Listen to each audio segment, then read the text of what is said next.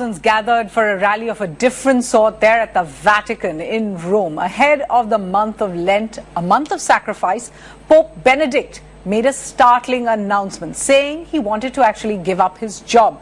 On Ash Wednesday this week, he explained that decision to thousands of devout Catholics at the Vatican City, saying his health no longer permits his work. Listen in. Siamo numerosi intorno alla tomba dell'Apostolo Pietro. I have decided to renounce the duty the Lord gave me on April 19, 2005. I did this in full liberty for the good of the Church, after praying for a long time and after examining my conscience in front of God. Now, the next Pope is expected to be chosen at the Cardinals' meeting in mid-March.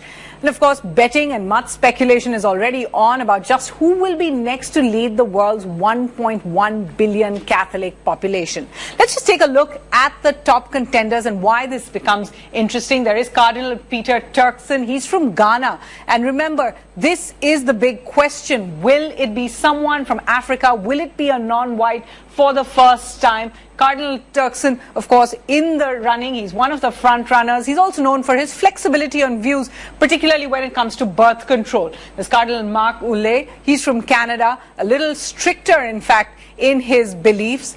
We also see Cardinal Francis Arins from Nigeria, another African contender over there as well. The single contender from Italy. Remember, at one point, all popes came from Italy. This time, Cardinal Angelo Scola is, in fact, the only Italian in the reckoning. And there is the Cardinal from South America, from Argentina, Leonardo Sandri. He's also known for fairly strong views. And it all seems to point to one thing. Could the papacy be moving out of Europe's hands? Let's listen in first to Cardinal Turkson from Ghana. He was speaking to CNN's Christiana Manpour.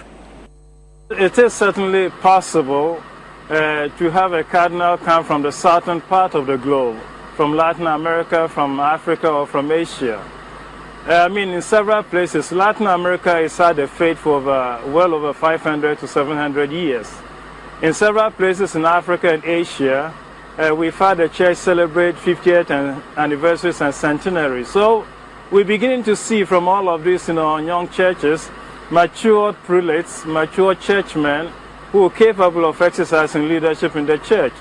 So the possibility that a candidate or any of the guys, any of the cardinals to be elected pope can come from the southern part of the globe is very real. As I said, Cardinal Turkson is in fact a front runner. So we're asking on our big question on worldview. The Pope resigns. Will the next Pope now come from Africa? And joining us now from the Vatican is CNN's Ben Wiedemann, senior international correspondent. Ben, we're looking at lots of rumors, lots of big betting, in fact, in terms of thousands of euros on just who the Pope's successor would be. Is there a front-runner amongst all the contending cardinals, or are they all quite close in this race? Well, there's a variety of names, 4 or 5 names that certainly we are hearing a lot of. Marc Ouellet, who's a cardinal from Canada. There's also the Cardinal of Milan by the name of Angelo Scola, who's also one of the leading contenders.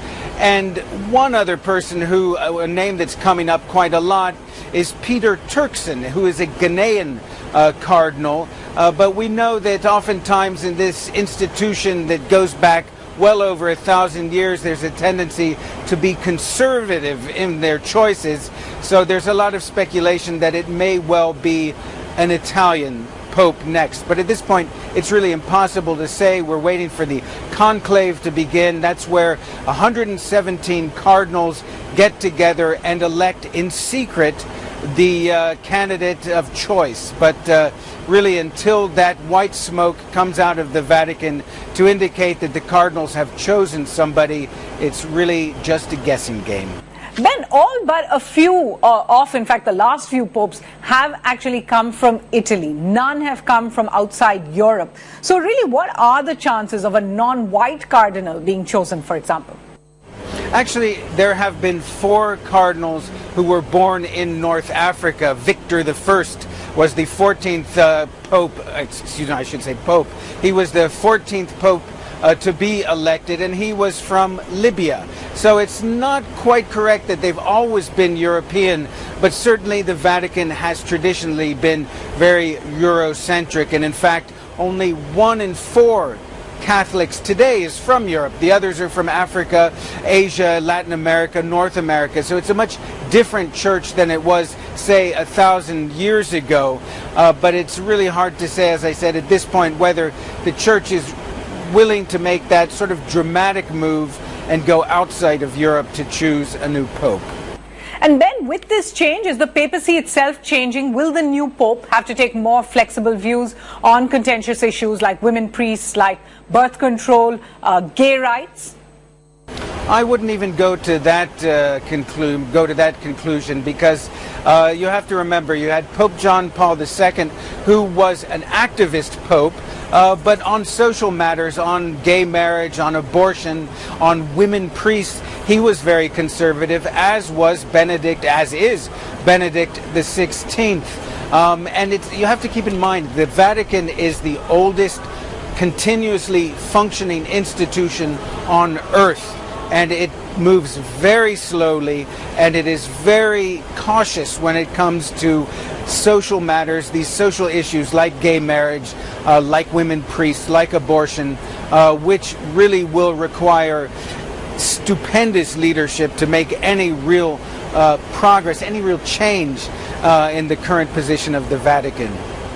CNN International correspondent Ben Wiedemann reporting from Italy.